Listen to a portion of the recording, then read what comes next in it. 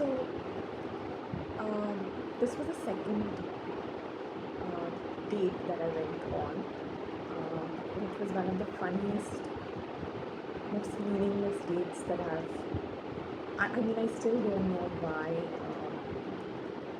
I did what I did, but I met this person on, I think it was Bumble, and he was great because we were the same age. He was looking to settle down, and that was very important to me.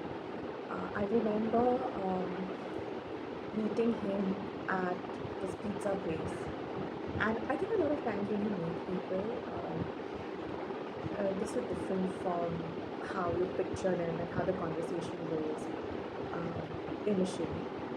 And I think I had come to lower my expectations at that point because I remember thinking that people who are husband qualities actually are not really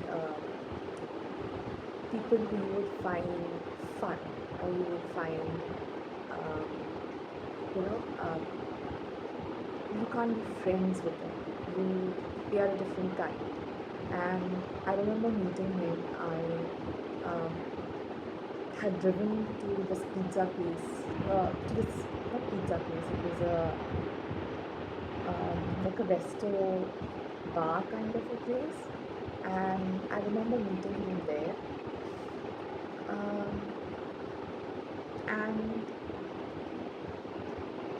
I have no idea why he wanted to get married or even was on these dating sites, because we sat and he spoke absolutely nothing. We just, like, I remember having like two or three conversations. He was actually just dipping in and out of the conversation. But I still liked him because I thought, okay, that's the type of people who make good husbands, the ones who are not, um, they're not your um, chatty and trying to flirt. So it was fine for me. And I remember we just had a pizza and we left. There was no like real conversation that took place. But he kept on, like, he would keep on chatting, he would keep on texting, he would keep on asking me how I was, what I was doing, what was going on, things like that, which was very, uh, he was very consistent.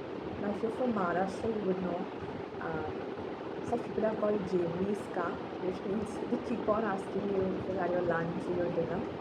And I actually never made plans to meet him because I felt like he started the conversation, like the relationship. Like it already felt like it was a relationship. He would keep checking on me, where I was. If I posted something on Instagram, he would want to know who I went with. It was very sad because I was always out either with a girlfriend or my mother. And I remember um, he had a way more interesting life. He had so many friends. He would go out, and he asked me twice or thrice if I wanted to actually go out and meet. And I said no, I do not want to. I would make excuses. And the thing is, I have this problem of being polite. And uh, I think a couple of months went by, and it got closer to my birthday in November, which is when things got really bizarre because he out of the blue said, "Oh, I want a treat." Now, um, you know, we had never met post that, and it was just strange. He said, "Oh, what are you doing for your birthday?" And the sad old me said, "Nothing." She said, "Oh, the day after, why don't you go and why don't you treat me?" And I said, "Fine." So I picked this place which looked very Pinteresty, and he said, "No, who goes to such a place on a birthday?" And he, all through, as he was following my story on Instagram, used to keep making comments about, "Oh, you cook this, oh, you cook that." That's so interesting. And I'm a South Indian, so he would say, "Oh, do you know how to make this dish and that dish and things like that?" And I remember when we went to the specific, and then oh yeah, so he picks the place, which is this South Indian. Um, we serve all kinds of South Indian food in Mumbai, and it's under one roof, so you get like to pick. And usually, if you're asking a woman to take you to a treat, it's best that she pick. But no, I then said, fine, let's go. Um, because that's how I am. I remember us going to this place and he said, I always wanted to come here, it's so great. And I said, not me. And the place that I wanted to go to was actually like this cutesy cafe, which like a lot of Italian food. But he insisted on going to this place, and I remember when I reached, he was already seated.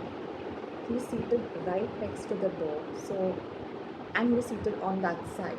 So I had to actually like pave my way in through the door and sit here. And all throughout the night, the door would keep hitting me, and it was just the start of the worst date possible. I remember he sat across and he already had ordered a drink, and he was looking, he had his phone, so he kept on looking into his phone all through because he was watching sports, and he just wished me uh, and his goal was to order everything from the menu card. So if there were like sections, he went on ordering one thing from each section, and um, he was quite upset that the place didn't serve one of his favorites, which was it's the South Indian dish, which is pori roti. And I remember his head was down looking into his phone all through. And there was an actor who was sitting right next to us, two of his friends, and one of his friends told the manager, the server actually, oh, you're going to have Kobe roti, you should serve that. And that's the only time this man has looked up and said, see, even I wanted to eat that. And it was so, it was just horrible. And we finally finished. He ate everything that he could, post which the gentleman has um, sort of he wanted to eat something sweet, and I remember I didn't eat much, but we ordered everything that was on the menu, and I said, "Do you want something sweet?" And there were two choices, and he looked a little bit worried, like I would pick only one. So he said, let's do one thing. You order one and I'll order one, and then we can just taste it. So we know how it tastes. So at this point, we've ordered everything that's on the menu. And there is no conversation. He doesn't even, like, the reason I'm telling you all this is because later you'll come to know why. Because he got into a nasty fight.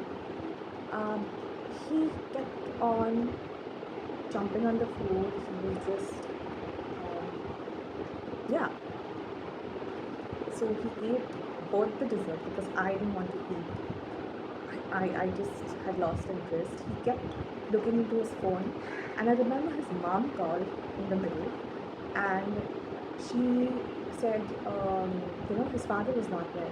So she said, oh, I can't lift your dad up. What do I do? And he very nonchalant says, fine, fine, fine, I'll just tell the watchman and he'll come and help dad up. And that was, yeah, I remember that.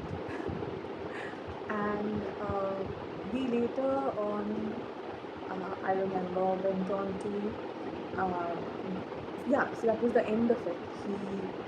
The bill came and he said, do you want me to pay? I said, no, it's fine. And I paid the bill. And as we were leaving, he pulls out a dairy milk and he gives it to me and he says, you know what, I completely forgot it was your birthday. Here you go. and he got himself a rig and went off. Uh, Post which he kept the conversation going like for months. And I remember I stopped having a conversation with him.